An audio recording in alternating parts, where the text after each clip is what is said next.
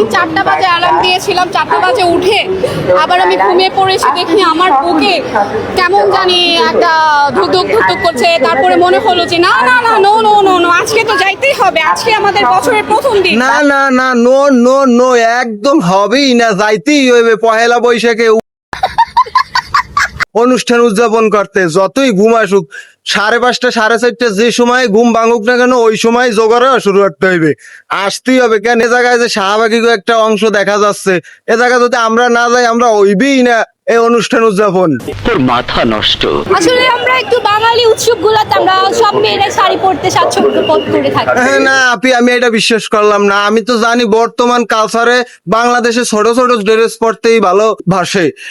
সঠিক বলেছেন। এখন আমনের কথা হইছে হলো যে আপনি যেহেতু শাড়ি পরতে ভালোই বাসেন, তাইলে ওই শাড়িটা আরেকটু নামাই দেন, ক্যামেরাম্যান আরেকটু ফোকাস দিক আপনার ওই জায়গায়। না আপনি একটু টাঙ্গে উঠেন, নাইলে নামাই দেন, যে কোনো একটা হরেন, ক্যামেরাম্যানের সুবিধা হবে ভিডিও করতে।